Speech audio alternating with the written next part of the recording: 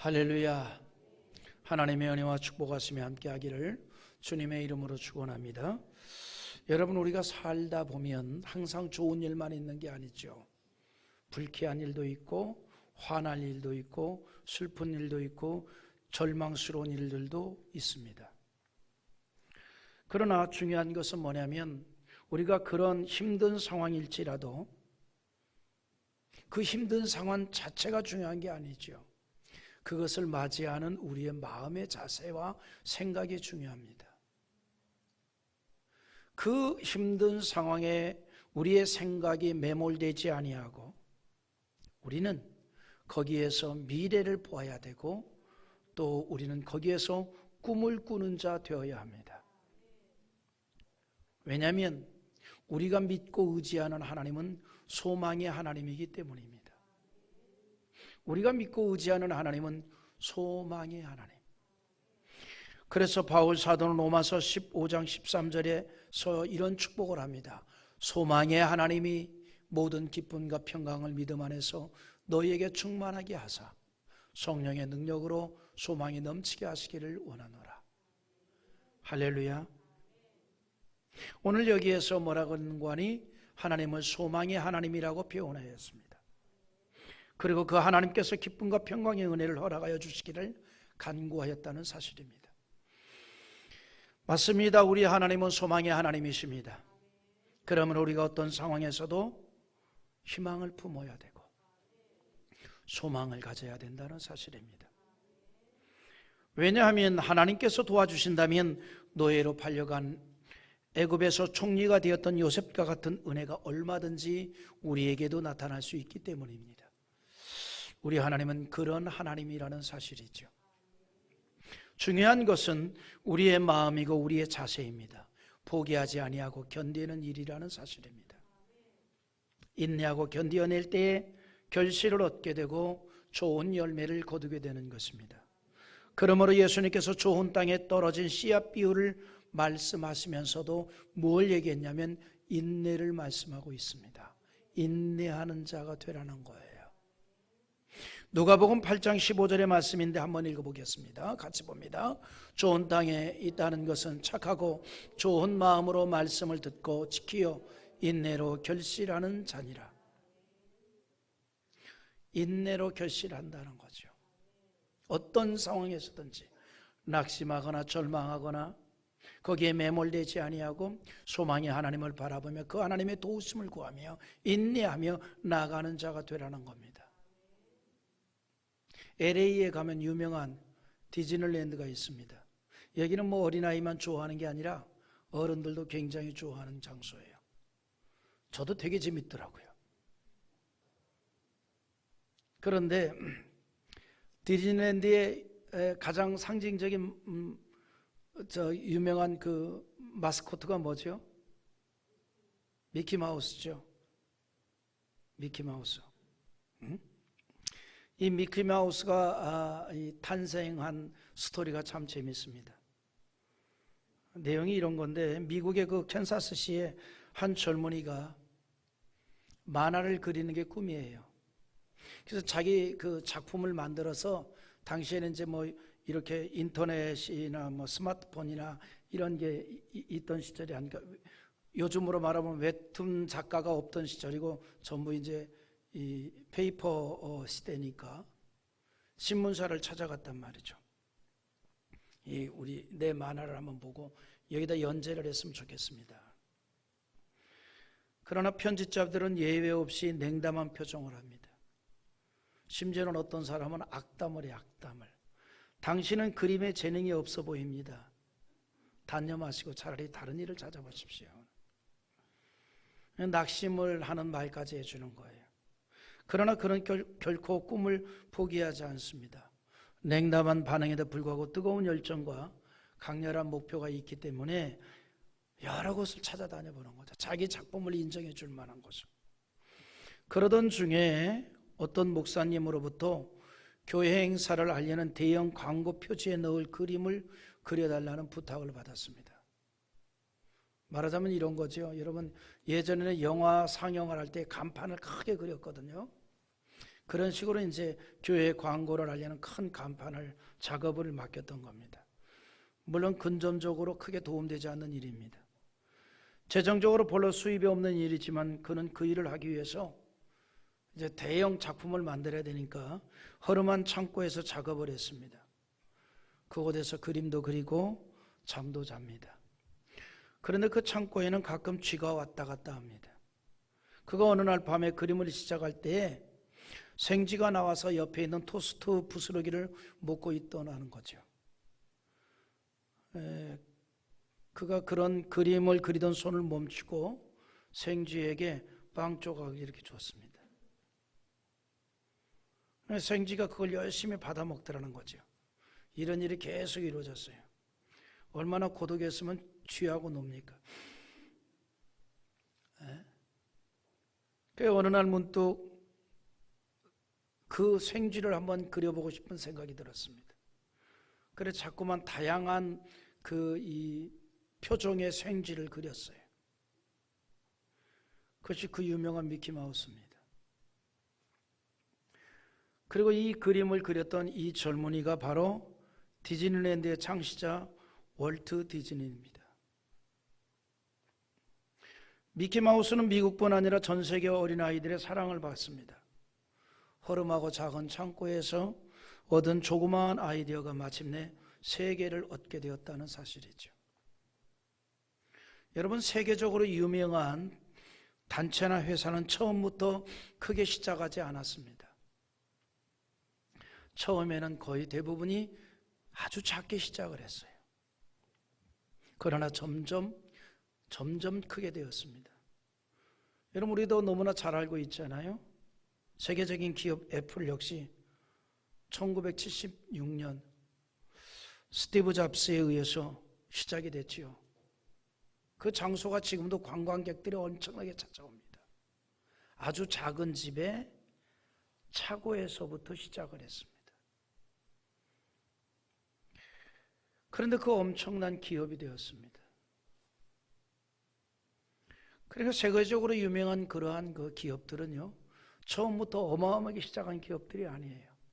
이렇게 아주 작게 시작을 했어요. 그런데 말이죠, 하나님의 역사가 그렇습니다. 복음의 역사가 그래요. 예수님의 비유 가운데 겨자씨 비유가 있습니다. 우리 한번 읽어보죠. 마태복음 13장 31절과 2절인데 같이 봅니다. 또 비유를 들어 이르시되 천국은 마치 사람이 자기 밭에 갖다 심은 겨자씨 하나를 같으니 이는 모든 씨보다 작은 것이로되 자란 후에는 풀보다 커서 나무가 되매 공중의 새들이 와서 그 가지에 깃들으니라.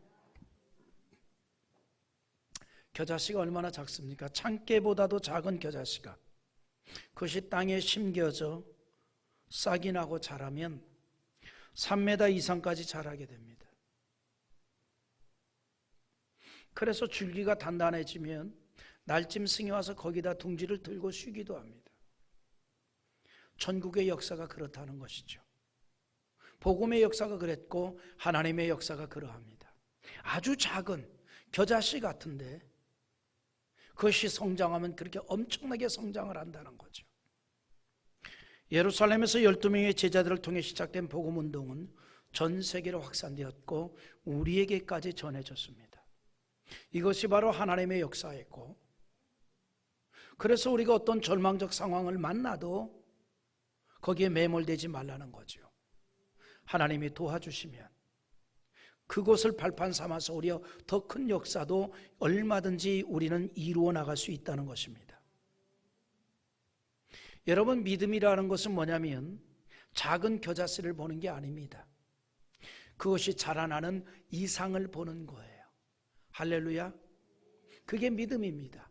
믿음이라는 것은 거기서 자라나는 이상을 본다는 거죠.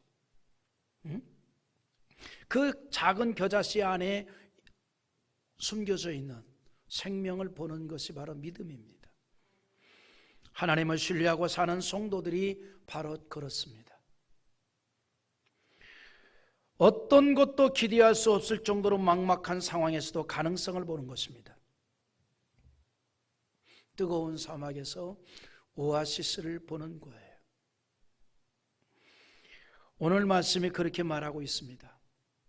이 말씀을 직접 받았던 이스라엘의 형편은 당시에 한마디로 말하면 절망이었습니다. 이스라엘의 지금 상황이 마치 사막과 같은 그런 황폐해진 상태입니다. 어떤 것도 기대할 수 없는 그런 상황이에요. 지금 이스라엘은 슬픔이고 절망이고 신음소리밖에 낼 수 없는 그런 형편입니다. 그런데 그들에게 희망을 말하고 있습니다.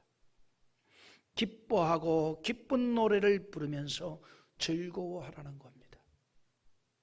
그러나 아무리 하나님께서 이사야 선지자를 통해서 주신 말씀이라 할지라도 현실은 기뻐할 수 없고 즐거워할 수 없는 어둡고 암울한 분위기였습니다. 하지만 하나님의 은총을 받고 사는 하나님의 백성이기 때문에 그 가운데서도 기쁨의 노래를 부르고 즐거워하라고 말합니다. 우리 1절 한번 다시 읽어봅니다. 광야와 메마른 땅이 기뻐하며 사막이 백합화 같이 피어 즐거워하며라고 했습니다. 할렐루야. 지금 발을 딛고 있는 그 땅이 사막이어서 아무것도 기대할 수 없고 얻을 수 없는 그런 형편이라 할지라도 뭘 얘기하는 거 아니? 하나님의 은총을 믿고 기뻐하라는 거예요. 그 사막이 어떻게 되느냐? 백합화 같이 피어나게 될 것이다. 백합화가 의미하는 것이 있습니다. 사막에서 장미가 필 것이다. 사막에서 개나리가 필 것이다. 그렇지 않고 백합화가 필 것이다 그랬어요. 여러분, 성경을 우리가 자주 보면 알 수 있듯이 백합화는 성경에서 자주 인용되고 있는 꽃입니다. 그리고 이스라엘 백성들에게 너무나 익숙한 꽃입니다. 그러므로 예수님께서도 백합화를 비유로 자주 말씀했는데, 예를 든다면 누가복음 12장 27절의 말씀인데 또 같이 읽어봅니다. 크게 읽어봅시다. 백합화를 생각하여 보라. 심지도 만들지도 않고 자지도 아니하니라. 그러나 내가 너에게 말하니 솔로몬의 모든 영광으로도 입은 것이 이 꽃 하나만 훌륭하지 못하니라.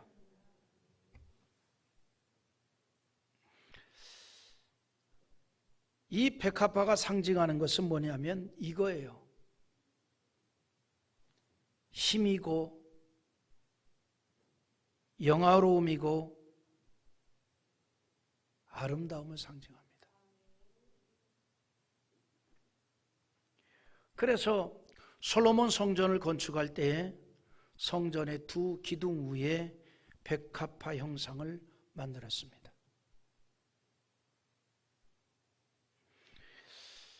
열왕기상 7장 22절의 말씀에 나오는데 이 두 기둥 꼭대기에는 백합화 형상이 있더라. 두 기둥의 공사가 끝나느니라. 그런데 오늘 말씀에 사막에 백합화가 피어난다 그랬습니다. 그래서 광야와 메마른 땅에서 기뻐할 수 있게 된다는 것입니다. 광야와 메마른 땅이라고 하였는데 여기에서 말하는 메마른 땅은 어떤 땅을 말합니까? 물이 없는 땅을 말합니다. 물이 없는 지역. 한마디로 말하면 도저히 사람이 살 수 없는 그런 장소를 의미합니다. 생명이 존재할 수 없는 황폐한 상황을 말합니다. 여러분, 그 히브리서에 아주 황폐한 땅, 그래 풀도 나지 아니하는 생명이 살 수 없는 땅, 그런 그 땅을 히브리어로 미드마르라 그럽니다. 미드마르. 그런데 오늘 본문 1절에서 말하는 광야가 원문에 보면 미드마르라고 해요. 사람이 살 수 없는, 풀 한 폭이 자랄 수 없는 그런 땅이라 이 말이죠. 사람이 도저히 생존할 수 없는 그런 땅, 풀 한 폭이나 할 수 없는 그런 땅. 그런데 하나님은 이렇게 말씀합니다. 그런 땅이라 할지라도 기뻐하고 즐거워하게 된다는 거예요. 백합화가 피게 된다는 겁니다. 그런 땅에 힘이 있고 영화로움이 있고 아름다움이 이루어질 수 있다는 거예요.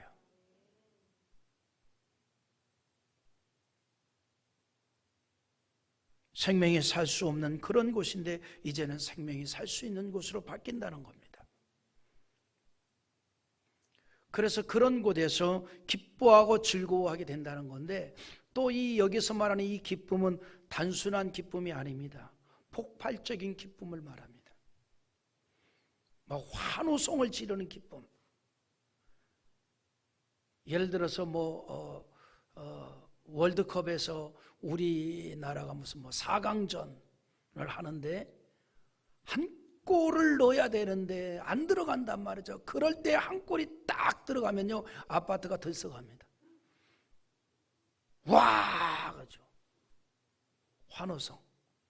이렇게 딱 이렇게 억눌려 있다가 갑자기 뻥 하고 터지지 않아 올라오는 그런 기쁨. 오늘 본문의 기쁨이 바로 그런 기쁨을 말해요. 그런 기쁨의 환호성을 얻게 된다는 거죠. 도저히 살 수 없는 땅에서 그런 기쁨을 기대하라고 합니다. 왜냐하면 하나님께서 길을 열어주시기 때문입니다. 힘과 영화로움과 아름다움을 상징하는 백합화를 피게 하신다는 거예요. 이것이 바로 하나님의 자녀들에게 주시는 은혜임을 믿으시면 아멘 합시다. 힘과 영화로움과 아름다움을 상징하는 백합화와 같은 것, 그런 은혜를 하나님께서 내려주신다는 거죠. 이것이 바로 하나님의 자녀들에게 주시는 은혜라는 사실입니다. 어떠한 고난의 과정에서도 시들지 않고 결국에는 화려하게 아름다운 백합화처럼 꽃을 피게 한다는 사실입니다. 한마디로 말하면 지옥을 천국이 되게 한다는 거예요. 그래서 기쁜 노래로 즐거워하게 된다는 겁니다. 2절 한번 또 읽어보겠습니다. 같이 봅니다. 무성하게 피어 기쁜 노래로 즐거워하며 레바논의 영광과 갈멜과 사론의 아름다움을 얻을 것이라. 그것들이 여호와의 영광 곧 우리 하나님의 아름다움을 보리로다. 무성하게 피어 기쁜 노래로 즐거워한다 말했습니다.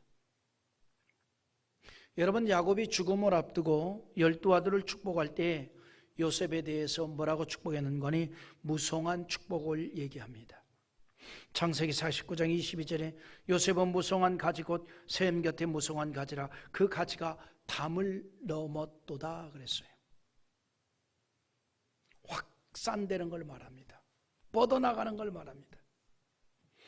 그런데 오늘 말씀에서도 무성하게 피어오른 기쁨과 즐거움을 말했습니다. 기쁨과 즐거움이 무성하게 된다는 것이죠.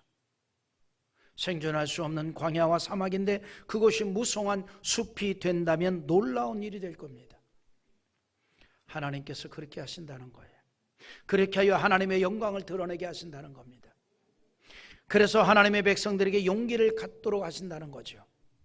사람이 살 수 없는 광야와 메마른 땅이 변하여 백합화가 만발하게 피어나는 하나님의 은혜를 기대하라는 거예요. 그러니 용기를 가지고 살라는 겁니다. 어려워도 인내하라는 것입니다. 인생의 본날이 오기 때문입니다.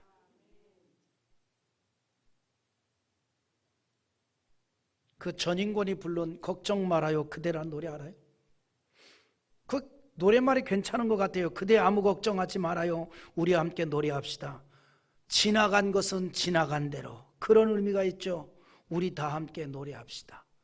아주 멋진 것 같아요. 지나간 것은 지나간 대로. 그런 의미가 있죠. 이렇게 부르더라고. 하물며 하나님을 알지 못하는 세상의 사람들도 그렇게 말합니다.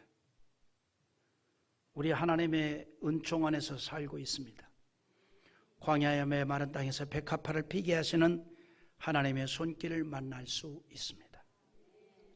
이 사실 때문에 약한 손을 강하게 하고 떨리는 무릎도 굳게 하는 거예요. 3절에 이렇게 말합니다. 너희는 약한 손을 강하게 하며 떨리는 무릎을 굳게 하며 그랬어요. 우리가 어떤 일에 대해서 포기를 하면 손을 놓아버린다라고 말합니다. 손이 힘을 잃고 늘어지게 된다는 것이죠. 마음이 낙심이 되어 늘어진 손이 되는 겁니다. 즉 손에 힘이 전혀 없어서 축 늘어지게 된 상태를 말합니다. 의욕도 상실되어 있는 그런 상태입니다.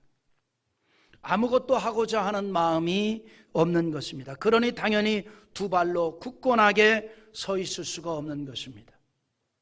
그러나 기쁨과 즐거움과 인생의 아름다움을 얻게 하시는 하나님의 계시니 마음을 다지고 손에 힘을 얻고 무릎을 굳게 하여 굳건하게 일어서라 말하고 있는 것입니다. 우리는 간혹 성공한 사람들을 보게 됩니다. 앞서 말했듯이 그들은 처음부터 기회를 잘 포착하여서 한 번에 성공한 사람이 거의 대부분 없습니다. 두세 번의 실패와 기회를 포착해서 성공한 경우가 더 많습니다. 중요한 것은 뭐냐면 일어나는 거예요. 포기하지 않는 겁니다. 사업이나 인생이나 성공한 사람은 실패하고 잘못하였다가도 다시 일어나 최선을 다하는 것입니다. 여러분, 우리 신앙도 마찬가지입니다. 항상 하나님을 향하고 흔들림이 없는 신앙을 유지해야 하겠지만 그렇게 하지 못할 때가 있습니다. 그러나 중요한 것은 다시 일어나려고 하는 마음이 중요합니다. 다시 믿으려고 하는 그 생각이 중요합니다. 우리가 예수님을 영접하고 신앙생활을 하면서 심지어 성령 충만을 받았을지라도 실수할 때가 있습니다. 그러나 그것이 문제가 아닙니다. 다시 마음을 다지고 하나님을 찾는 것이 중요합니다. 하나님께서는 우리 인간의 약한 품성을 잘 아십니다. 그래서 예수님께서 함께 기도하지 못하고 잠에 빠진 제자들에게 마태복음 26장 41절에 시험에 들지 않게 깨어 기도하라 마음에는 원이로되 육신이 약하도다 라고 했습니다. 우리 인간이 마치 질그릇처럼 약하기 때문에 깨어지기 쉬운 인생이라서 어려운 현실을 만나게 되면 쉽게 포기할 수 있습니다. 무척이나 강한 것 같아도 한없이 보잘것없고 약한 내 모습을 발견할 때가 있습니다. 하지만 하나님께서는 우리의 이런 약함을 아시기 때문에 예수 그리스도를 이 땅에 보내주셨고 성령님을 보내주셨으며 말씀으로 위로와 힘을 주시는 줄 믿으시기 바랍니다. 하나님께서는 우리에게 기회를 주십니다. 기회. 일어날 수 있는 기회를 주시고 새로운 환경을 만나는 은혜를 주신다는 사실입니다. 그러므로 어떤 상황을 만나도 겁내지 말라 이렇게 말하죠. 우리 한번 4절 한번 또 같이 읽어보겠습니다. 겁내는 자들에게 이르기를 굳세어라 두려워하지 말라 보라 너희 하나님 보복하시며 갚아주실 것이라 하나님이 오사 너희를 구하시리라. 아멘. 뭐라 그래요? 굳세어라 두려워하지 말라 너희를 구하시리라. 여러분, 가나안을 눈앞에 두고 지도자 모세가 죽자 그들을 이어 지도자가 된 여호수아는 걱정과 두려움에 사로잡혔습니다. 모세가 함께 있을 때와는 달라진 겁니다. 이제는 혼자 이스라엘을 이끌고 요단강을 건너야 하고 가나안을 점령해야 합니다. 이제는 자신이 막중한 책임을 져야 된다는 것이죠. 그때 하나님께서는 여호수아에게 그 유명한 격려의 말씀을 했는데 여호수아 1장 9절에 내가 내게 명령한 것이 아니냐 강하고 담대하라 두려워하지 말며 놀라지 말라 너가 어디로 가든지 내 하나님 여호와가 너와 함께 하시느니라 라고 했습니다. 여러분, 우리가 어떤 경우에도 낙심치 아니하고 하나님을 바라보고 하나님께 소망을 두고 기도하면 새 힘을 얻게 된다는 사실을 믿으시기 바랍니다. 마치 독수리가 창공을 향하여 날개치며 올라만 같은 인생이 될 줄 믿습니다. 골드 스미스라는 사람이 이런 말을 했어요. 우리 최대의 영광은 한 번도 실패하지 않는 것이 있지 않고 실패할 때마다 일어나는 것이다 그랬어요. 대단히 공감합니다. 우리의 최대의 영광은 한 번도 나는 실패한 적이 없습니다가 아닙니다. 수많은 실패를 했지만 그래도 여전히 일어나고 있습니다 라고 하는 게 중요하다는 거예요. 실패보다 더 좋지 않은 것은 낙심하고 절망하는 나약한 모습으로 있는 거예요. 그래서 너희는 약한 손을 강하게 하며 떨리는 무릎을 굳게 하라고 하는 것이에요. 손을 놓아버리지 말고 다시 두 주먹을 쥐고 일어나라 이 말입니다. 하나님은 우리의 환경까지도 바꾸어서 우리의 인생을 고난에서 구원하고 기쁨으로 노래를 부르게 하십니다. 자, 우리 한번 6절 한번 읽어보겠습니다. 그때에 저는 자는 사슴같이 뛸 것이며 말 못하는 자의 혀는 노래하리니 이는 광야에서 물이 솟겠고 사막에서 시내가 힘을 흐를 것임이니라. 할렐루야. 무릎에 힘이 없어서 저는 사람이 사슴같이 뛰게 된다고 했습니다. 하나님께서 우리 인생의 환경을 그렇게 만들어 주신다는 겁니다. 생명에 살 수 없는 그런 광야에서 물을 솟아나게 하고 사막에는 물이 넘쳐 흘러 시내가 될 정도가 되게 한다는 거예요. 도저히 살아갈 수 없는 상황을 바꾸어 버린다는 겁니다. 누구에게 이런 은혜가 있을까요? 누가 이런 은혜를 받을 수 있을까요? 예수님의 보혈의 은혜로 죄사함을 받고 구원을 받은 저와 여러분이 이 은혜의 주인공인 줄 믿으시기 바랍니다. 오늘 본문에서는 이렇게 말합니다. 여호와의 속량을 받은 자들이라 그랬어요. 우리가 여호와의 속량을 받은 자들입니다. 여러분이 여호와의 속량을 받았다 그랬어요. 속량이란 말이 무슨 말이냐면 요즘의 용어로 말하면 특별 사면을 말합니다. 우리가 하나님의 특별 사면을 받았습니다. 그래서 이제는 죄인이 아니라 의인이 되었고 하나님의 은총을 받는 자가 되었다는 겁니다. 사면만 받은 게 아니라 복권도 됐어요. 신분상으로 에덴 동산에서의 범죄 이전의 신분이 되었다는 겁니다. 하나님의 자녀가 되었다는 거예요. 그래서 우리는 하나님의 특별한 관심의 대상이 되고 은혜를 구할 때 외면치 않으시고 은혜를 내려주시는 하나님의 은총의 대상이 되었다는 겁니다. 그래서 어떻게 하겠다는 겁니까? 결론입니다. 나의 인생이 슬픔과 탄식이라도 기쁨과 즐거움으로 만들어 주신다는 거예요. 그러므로 우리 12절 우리 한번 읽고 마치겠습니다. 여호와의 속량함을 받은 자들이 돌아오되 노래하며 시온에 이르러 그들의 머리 위에 영영한 희락을 띠고 기쁨과 즐거움을 얻으리니 슬픔과 탄식이 사라지리로다. 아멘. 할렐루야.